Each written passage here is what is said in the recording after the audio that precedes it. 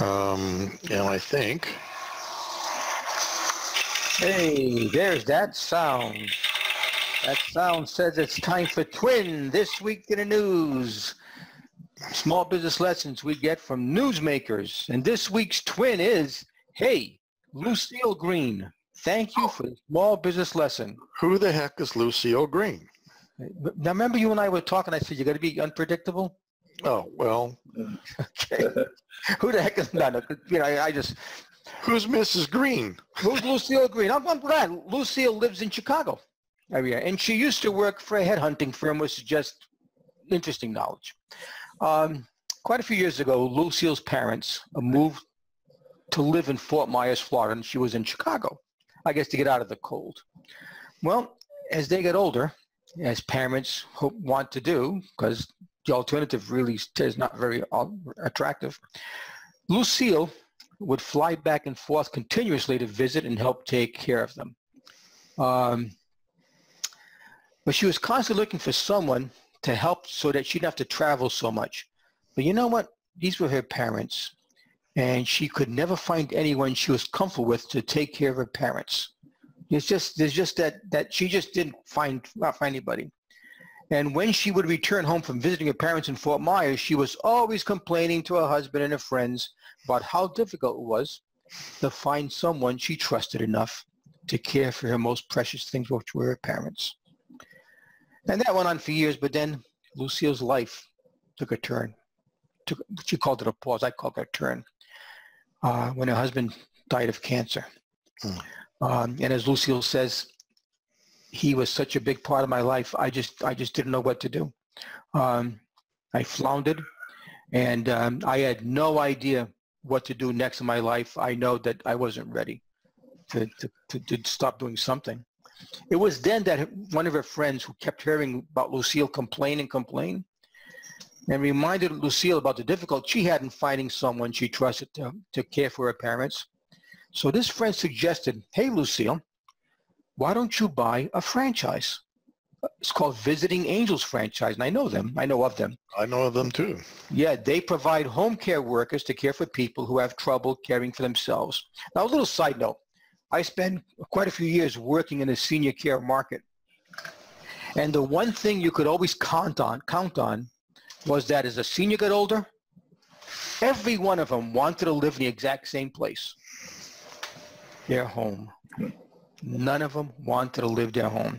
So Lucille took her friend's advice, and at the age of 71, Lucille became the system's oldest franchisee. At the age of 71, she started her own business. And Lucille, she talks about it. She describes, here's what birth certificates are. She says, she calls them those little pieces of paper that are required to do almost anything in America, she says. And while they tell you how old you are and where you were born, they say nothing about the spirit you have that defy your age. And Lucille is one of those defiant ones. And I just love that statement about her. So Lucy started running her business by herself, and she ran it out of her little townhome, out of her living room. And as she recalls, she says, you know what? It was really, really dismal at first. She said, aside from the franchisee, which I don't think supported very well, she says, I had nobody to bounce anything off of and nobody to ask questions of. And at 71. And then she decided she had to interview these home caregivers. And she says, I don't feel safe bringing strangers into my living room for caregiver interviews. So she went and rented a tiny little office space within an office space, if you will. And she was able to grow it from there. And then Lucille remembers that she was afraid to let her clients or prospects know how old she was because they think she'd be too old to service them. But then she realized that it was because of her age, which were now in her 70s, that she could relate to her senior clients better than anyone else because she understood how they felt about life and how they felt about the prospect of dying. So Lucille has been able to grow her business and increase the visibility of her company by joining networking organizations. She goes to chamber meetings. She joins meetup groups. She does, whenever there's a networking organization, Lucille is there, and she grew a business. So how is Lucille's Visiting Angels franchise doing? Well, as of the last time I was able to catch on a report, she was providing home caregivers to 81 elderly clients. Wow. So she has a pretty good business.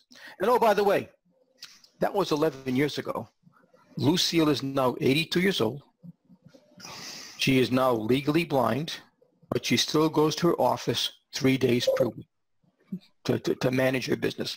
Not bad for a widow who started her first business, her very first business, at the age of 71. I love the story about Lucille Green. 2 small business lessons. Matter of fact, I'm going to add a third as we go forward.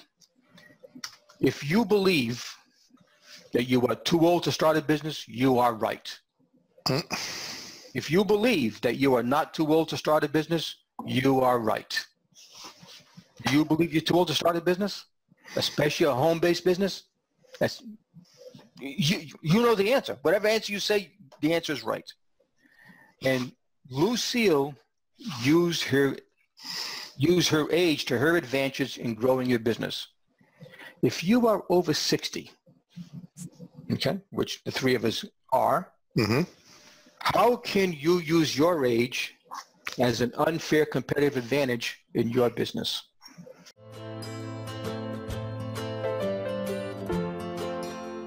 How old is too old to start a business?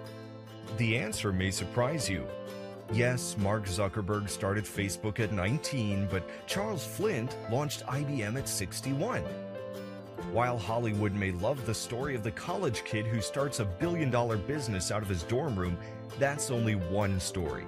For many, life as an entrepreneur begins much later. Consider.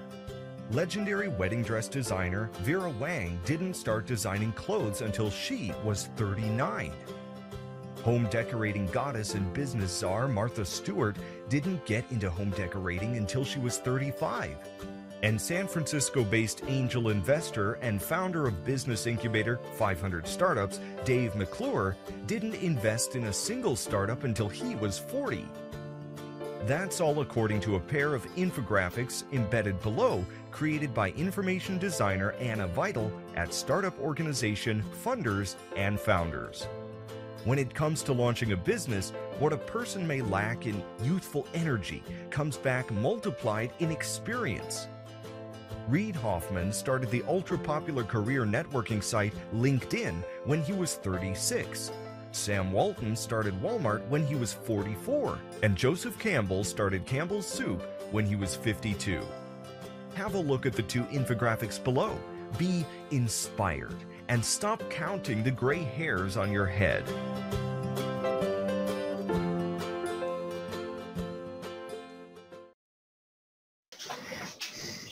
And we'll talk about that in a minute. But I believe each of us has a skill set that the over 60 age bracket demographic, who, by the way, probably most of them, not most of them, some of them cannot afford to retire on what the money they've got left in their account, and also with the market being down and the interest rates being so low. I think to me, I believe being at the age we are is an unfair competitive advantage over our younger Maybe gentlemen, for the first time in history. Yeah, and gentlemen, that is my twin for this week about Lucille Green. Lucille Green. So there you go. Comment, Dick?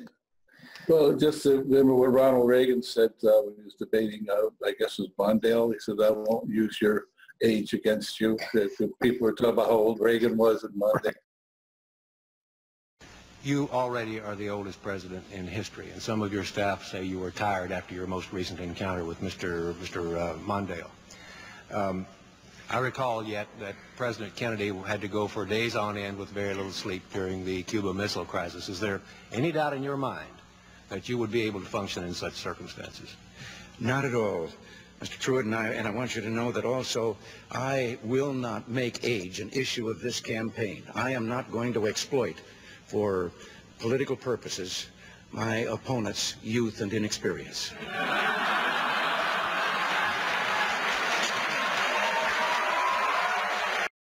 That's right. Yeah, so I won't hold that. I won't use your hold it against you, your age. So, I started a business at 75, I guess, or 74, something like that. And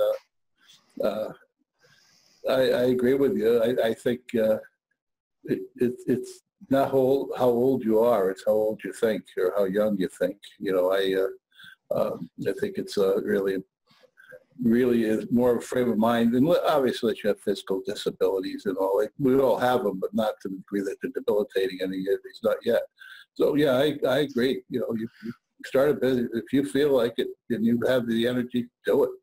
And as far as my age, I think it helps because I think people, at least the people in the meetup groups and chamber conversation, they kind of respect your age a little bit, and again, you're not coming on, you see some of these young guys coming on full of, and they just charge ahead, and where someone with a little bit more experience handles it much differently, and it doesn't come out selling right out of the gun. So yeah, I think my age has helped me. There you go. To be honest with you. So. My business partner Anton always said it's always good to have a little gray on the board, on the board of a company. Right. A little seasoned individual help young ones not fall in a lot of pitfalls. Yeah. No, and I had a personal experience with home care this past fall when I went back had to deal with a 92-year-old lady who, and you were absolutely right, Frank, did not want to leave her home and didn't even want anybody coming into her home.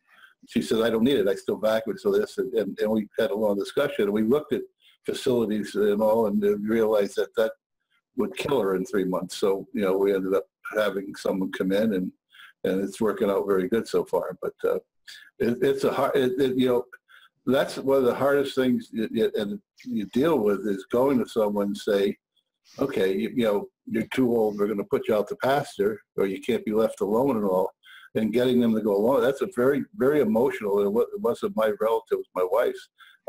And I felt very bad, because I obviously known her all my life, and I just felt bad. But it's a tough situation, and a good person like you just talked about that could deal with that, and at her age probably absolutely did help her. That with the empathy of knowing what they're going through is important. So it's something that most everybody deals with it sometimes when their parents start going out. And it's funny, I said to my daughter, I said, when I get to that age, if I could just shoot me, don't put me in one of those places, just shoot me. I don't want to live like that. And I related to what it was about. That's not easy. No, it's again, like I said, I was involved with the long-term care for a while, as you know, and I could sell as many long-term care policies per hour as I could write at a nursing home. Right. But it was too late. Yeah. You have to buy it before you need it, because once you need it, you can't buy it. Yeah, no, absolutely. And it's amazing how many people I would talk to, and they say, well, no, I got my daughter. And the daughter would say, no, you don't. No, you don't. Yeah. I'm moving. I'm moving. I'm not going to be here. That kind of thing. So anyway, we got one of those. My wife and I, 20 years ago, and good for you. Excellent. And no one wants to talk about that. I think that's the hardest sell than life insurance. It was harder to me because I said to the agent, and it took her 6 months to get me to sign on. I said, with my luck, I'm going to sign this and I'll die of a heart attack and I'll waste all this money. So it's harder to sell than life insurance, I think. Yeah, it's a tougher sell. And again, just because we're going to, and I remember I was doing a lot of networking with. They're not. My nursing home is different than a senior living facility. Right. Yeah, different. Assisted living and nursing home, two different things. Right. Assisted, a lot of them, and many times, because I'd go in and I always knew the director, and I would go in and he says, "Oh, I got to meet with this family," and I said, "Why?" She said, "Her money just ran out." Yeah. And I said, "So what are you going to do?" I said, "I just called the family in." I says, "What are their options?" Options is to either send it to a Medi-Cal facility, or turn the couch into a bed because they can't stay here. Right. And it sounded cold, but it was that cold. Yeah. It's a for-profit organization, these assisted living facilities, and they would have to say goodbye, you know? Yep. But anyway, so that was it. But congratulations to you and your wife for getting that involved. Yeah. Congratulations. Well, and Dick, do you have some entrepreneur